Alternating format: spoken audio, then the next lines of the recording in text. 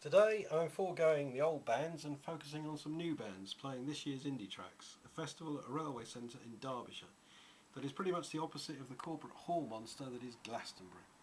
First up, Betting the Werewolves, who have a ferocious bite, and despite their championing of David Cassidy, I suspect they were born long after his puppy dog looks had faded.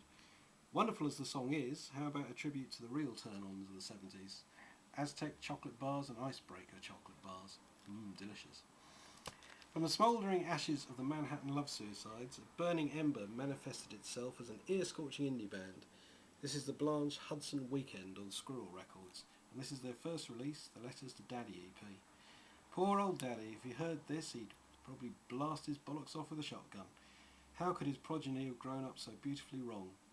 Slightly calmer, this is another release of theirs on Oddbox. It's the Rats in the Cellar EP, which sounds like a dreamy dust-up with soft shoegazers lush. What can I say about MJ Hibbert and his validators? This man's brain is just one vast bucket of funny lines he moulds into great songs. Do the Indie Kid came out on Artists Against Success, and the utterly shameful truth is that hypocrite's success will ignore him. Better that, though, than it devouring him and spitting out a pale version of his genius, like it did with that faded old Queen Morrissey. I urge, no I insist, you buy everything Mr. Hibbert has done. Next up, we have Shrag. If you ever miss Huggy Bear or the Voodoo Queens, Shrag will shred your memory of those bands and reconstruct it with spikes attached. The sounds, the size of boulders exploding in your ears, this is the single Long-Term Monster. On Where It's At is Where You Are. They are there and you should be too.